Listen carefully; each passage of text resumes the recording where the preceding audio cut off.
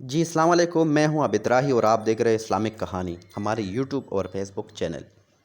تو جناب سلطان عثمان خان کی آج دوسری قسط ہم آپ کے لیے پیش کرنے جا رہے ہیں۔ سلطان عثمان خان نے 13ویں صدی عیسوی میں اناطولیہ کے میدانوں میں ترکوں کے ایک عظیم الشان اور طاقتور سلطنت قائم کرنے کی ابتدا کی تھی۔ 13ویں صدی عیسوی کا زمانہ اہل یورپ کے لیے ایک دور انقلاب تھا۔ شہنشاہیت کے پہلے ہوئے گہرے سائے رفتہ رفتہ اب معدوم ہو رہے تھے۔ اٹلی کے بعد فرانس کی ابھرتی ہوئی حکومتیں نئے افق پیدا کر رہی تھی۔ انسان ذہنی پستیوں سے نکل کر بشرا آزادی کے فضاؤں میں اپنی وسیع نظری اور فراخدلی کا ثبوت اعلیٰ تعلیم اداروں کی تشکیل اور تعمیر دے رہا تھا۔ عثمان خان کے باپ ارطغرل سے جب سلجوقی سلطان کی منگولوں کے خلاف مدد کی تو سلجوقی سلطان نے بھی اپنے ان غیر متوقع معاونین کو بھرپور صلاح دینے میں کسی قسم کی بخل و تساہل سے کام نہیں لیا۔ نور واردادوں کی ہر خواہش کا احترام کیا اور کی بادی مملکت میں سکونت اختیار کرنے کی اجازت دے دی گئی۔ گرمائی قیام کے لیے ارمنی پہاڑوں عطا کی گئی جو رومن صوبے ہتینیا کی جنوبی پسیل کا کام کرتی تھی، جن میں نائسیا اور بروسا جیسے یونانیوں کے دو بڑے اور عظیم الشان ایشیائی شہر آباد تھے۔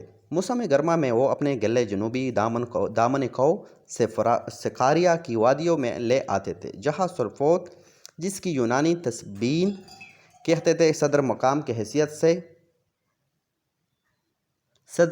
کی حیثیت سے ان کو دے دیا گیا تھا۔ پشت فرانکرا تھا، جس کی ایک طرف بڑے میدان جنگ میں وہ سب سے پہلے روشناس ہوئے تھے۔ سامنے شہر بروسا تھا، جس کے قریب ہی انہوں نے اپنی بہادری اور سپہ سالار کا مظاہرہ بھی کیا تھا۔ اسی جرأت مندی اور بہادری کے صلے میں انہیں سلجوقی سلطان نے اناطولیہ میں بسنے کے نئی خاصاً وسیع علاقہ دے دیا تھا۔ سلطان عثمان اور اس کے قبیلے کے لیے اب ایک اور آفتاب و مصیبت اچانک اٹھ کھڑی ہوئی تھی۔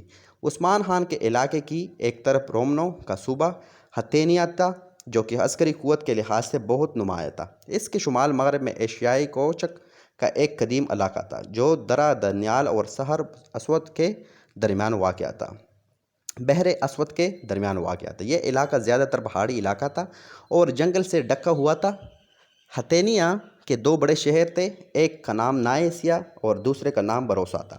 اب ہوا یہ کہ ان دونوں شہروں سے نکل کر عیسائی جنگجو عثمان خان کے علاقوں پر حملہ آور ہونا شروع ہو گئے تھے۔ نائسیا شہر کا موجودہ نام ازنیک ہے۔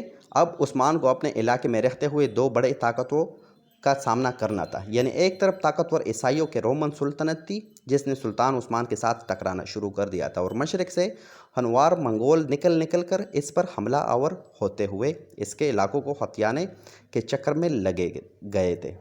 انہی ایام میں منگولوں نے رومیوں کے ساتھ گٹھ جوڑ کیا اور یہ فیصلہ کیا کہ مسلمانوں کے علاقوں پر حملہ آور ہو کر ان ترکوں کو اناطولیہ سے نکال باہر کیا جائے۔ انہوں نے یہ منصوبہ بندی کی کہ یہ پہلے سلجوقیوں پر کاری ضرب لگائی جائے۔ سلجوقی چونکہ سلطان عثمان اور اس کے قبیلے کے محسن و مربی تھے، لہٰذا جب رومن و منگول متحد ہو کر سلجوقیوں کے علاقوں پر حملہ آور ہوئے تو سلطان عثمان نے سلجوقی سلطان کے ساتھ مل کر ان کو بدترین شکست سے دوچار کر دیا۔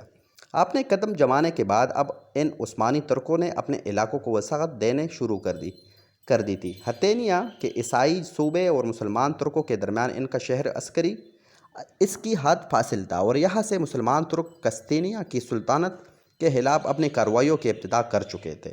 اب ترکوں کے پاس پہلے ہی یہ نسبت زیادہ وسیع علاقے تھے، اور وہ اپنے جانوروں کے گلوں میں اضافہ اور ان کے چراگاہوں میں بھی اضافہ کرتے ہوئے اپنی تعداد اور دولت قوت میں نمایاں اضافہ کرتے چلے گئے تھے۔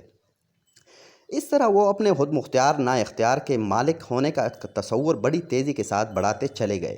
انہوں نے متعدد چھوٹے قصبات اور سبزہ زاروں کو اپنی گرفت میں لیتے ہوئے نہ صرف اپنی سلطنت میں وسعت پیدا کرنا شروع کر دی تھی، بلکہ طاقت اور قوت میں بھی اچھا خاصا اضافہ کر لیا تھا۔ سلجوقی سلطان علاؤ الدین نے عثمان خان کے باپ ارطغرل کو جاگیر عطا کرنے کے لیے بہترین علاقے کا انتخاب کیا تھا۔ کونیا کی سلطنت پہلے ہی بہت وسیع تھی، اب صورت پیدا یہ ہو گئی تھی کہ ایشیائی کوچک کے شمال و مغربی علاقوں پر رومنوں نے زور زبردستی سے قبضہ کر لیا تھا، اور آہستہ آہستہ وہ سلجوقی سلطنت کو محدود کرتے ہوئے آگے ہی بڑھتے چلے جا رہے تھے۔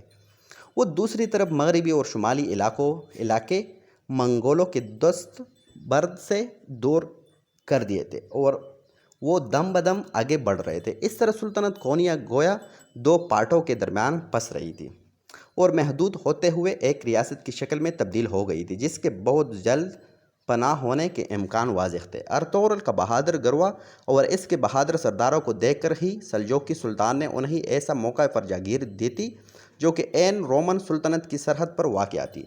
چنانچہ ارطغرل پر اور اس کا جوانمر بیٹا عثمان اپنے علاقے پر حکمران رہے، اور دم بدم اپنی طاقت و قوت کو ترقی دینے میں مصروف عمل رہے۔ 634 ہجری میں سلجوقی سلطان علاؤ الدین قیباد کا انتقال ہوا۔ اس کی جگہ اس کا بیٹا غیاث الدین کیسر و کونیا میں تخت نشین ہوا۔ غیاث الدین کثیر کو منگولوں نے بار بار حملہ آور ہو کر تنگ کرنا شروع کر دیا۔ عثمان خان جب 30 برس کا ہوا تو اس کا باپ چل بسا۔ اب کونیا کے نئے سلطان نے ارطغرل کی جگہ اس کا وارث عثمان خان کو تسلیم کر لیا۔ اس برس سلطان کہیسروں نے اپنے لشکروں کا سالار اعلیٰ بھی عثمان خان کو بنا دیا، اور اپنی بیٹے کی شادی بھی اس کے ساتھ کر دی۔ اب عثمان خان کونیا میں رہنے لگا، اور بہت جلد ہی وہ کونیا کی سلطنت کا بھی مرکز کردار بن گیا، حتیٰ کہ جمعہ کے روز عثمان ہی خطبہ سنانے لگا۔ اس سے پہلے کونیا کا سلطان جمعہ کو خطبہ سنایا کرتا تھا۔ بالکل اچانک ہی وہ منگولوں کے ساتھ ایک جنگ میں شہید ہو گیا، تو اراکین سلطنت متفقہ طور پر عثمان خان کو نیا سلطان تسلیم کر لیا، کیونکہ کوئی اولادی نرینہ نہ تھی، بس ایک بیٹی ہی تھی جو کہ عثمان خان کے ساتھ بیاہ ہی گئی تھی۔ چنانچہ اب سلجوقی سلطنت کی بجائے عثمانیہ سلطنت کے نام سے مشہور ہو گئی۔ عثمان خان کے تخت نشین ہونے کے وقت کونیا کی سلطنت نہایت محدود تھی۔ رومنوں کے علاوہ منگول بھی جب چاہتے حملہ آور ہو کر اس ضعیف اور برائے نام سلطنت کے علاوہ ہتھیار لے دیتے اور اس کو بری طرح مٹاتے کے درپے ہو گئے تھے، مگر عثمان خان کے تخت نشین ہوتے ہی اس کے تن مرد میں جانا پڑنا شروع ہو گئی۔ عثمان خان ویسے بھی خاصا دین دار اور دوسری طرف شجاعت میں درجہ کمال رکھتا تھا۔ عثمان خان نے سب سے پہلے رومنوں کے شہر قرا حصار کو فتح کر کے اپنے دارالحکومت بنا لیا۔ اب یہ دارالحکومت نئی حکومت کے لیے بے حد مبارک ثابت ہوا۔ سلطنت عثمانیہ کا بانی سلطان عثمان خان نہایت دیندار اور جب رسول مقبول صلی اللہ علیہ وآلہ وسلم سے سرشاد تھا۔ اس کے دل میں مسلمانوں کا درد کوٹ کر بھرا ہوا تھا۔ عثمان خان کو اپنی تخت نشین کے ساتھ ہی حاسدوں کے عداوتوں اور سازشوں کا سامنا کرنا پڑا، جن پر وہ آخرکار غالب آیا اور سب کو بزور قوت ختم کرتا چلا گیا۔ ہاں، عثمان خان ان حالات میں کسی بھی موقع پر کمزوری یا خوف کا شکار ہو جاتا تو پھر اس کی کامیابی کسی بھی طرح ممکن نہ تھی، مگر اس نے ہر موقع پر خود کو انتہائی بے خوف اور نڈر ثابت کیا۔ عیسائیوں نے جب شروع میں ہی کونیا پر حملہ آوری کی لشکر تیار کیے تو عثمان خان نے امرا سلطنت کو فوراً جمع کر کے مجلس مشاورت منعقد کی۔ اس موقع پر وہ عثمان کا چچا جو کہ بوڑھا ہو چکا تھا کہنے لگا کہ عیسائیوں کے مقابلے میں ہمیں جنگ نہیں کرنی چاہیے بلکہ صلح کی کوشش کرنی چاہیے اور جنگ کو ٹال دینا چاہیے، کیونکہ اگر جنگ ہوئی تو خدشہ ہے کہ منگول اور دوسرے مخالف ترک سردار بھی اپنے لشکروں کے ساتھ عیسائیوں کے ساتھ مل جائیں گے اور ہمارے علاقوں پر چڑھائی کر دیں گے، اور پھر ہم ان سب کا مقابلہ نہیں کر پائیں گے۔ عثمان خان نے اپنے چچا کے منہ سے ایسی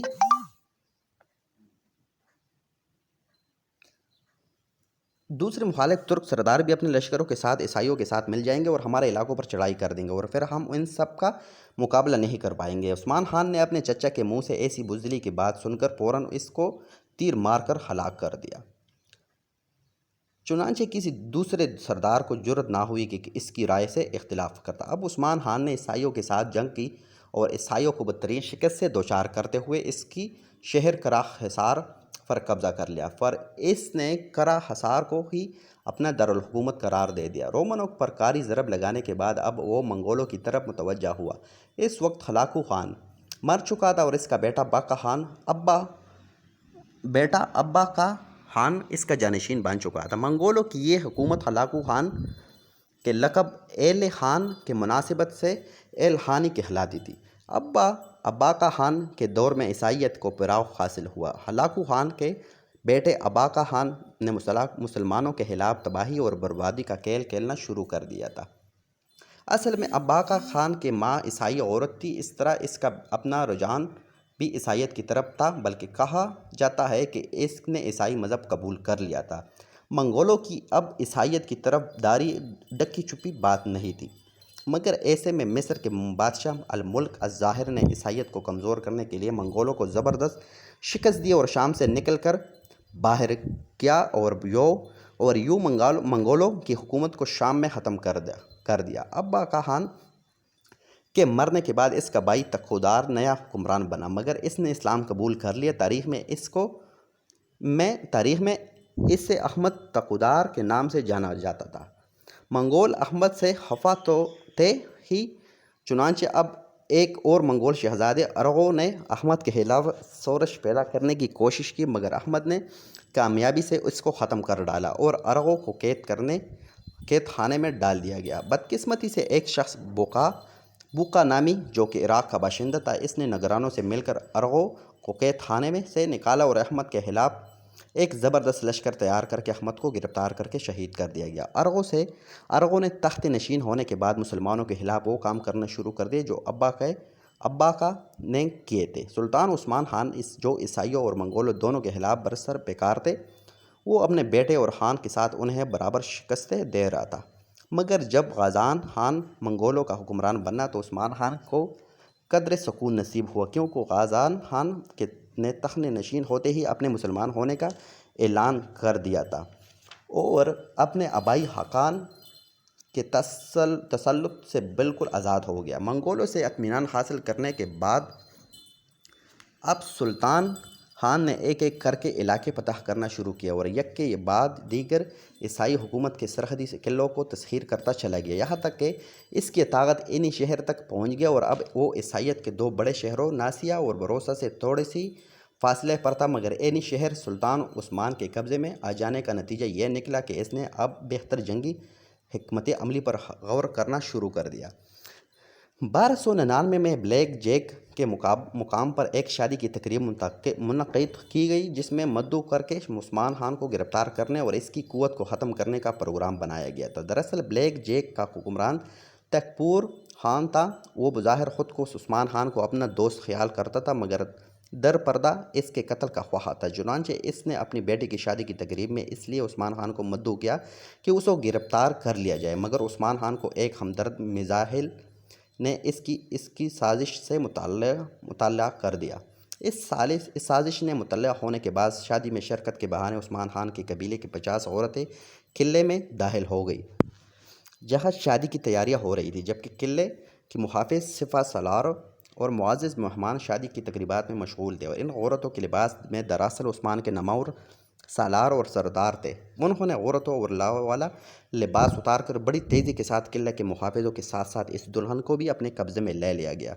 اس دلہن کے ساتھ عثمان خان نے اپنے بیٹے اور خان کی شادی کر دی اور قلعے پر قبضہ کر لیا۔ اس کے بعد عثمان خان نے اپنی سلطنت کو خاصا وسیع کر لیا اور اس کی ذہنیت رومنوں پر چھا گئی۔ عثمان خان اور اس کے ساتھی اس ہمت اور بہادری کے ساتھ رومنوں پر کاری ضرب لگاتے ہوئے کہ رومنوں پر ان کا سامنا کرتے ہوئے لرزہ داری ہو جاتا تھا۔ اس کے بعد عثمان خان برابر رومنوں کے ساتھ سر پیکار رہا۔ عثمان خان نے اپنے مضبوط اور مستحکم قلعے اینی شہر سے قریب تر رومنوں کے علاقے کی طرف مہمات روانہ کیس اور قبل اس کے رومن شاہی فوجیں حرکت میں آتے اس نے بہت سے قلعے فتح کر لیے۔ آخرکار اس کا مقابلہ بحر باسفورس پر رومی افواج کے ساتھ ہوا۔ یہ نہایت ہی خونریز جنگ تھی، جس میں عیسائیوں کو عبرتناک شکست ہوئی اور ہتھیار کے تمام تر علاقے کو عثمانی لشکر کے زیر و زبر کر ڈالا۔ اب سلطان عثمان کی دہشت یورپی علاقوں پر کچھ اس طرح طاری ہو گئی کہ لوگ نائسیا شہروں کی فصیلوں سے باہر نکلنے کی جرات ہی نہیں کرتے تھے۔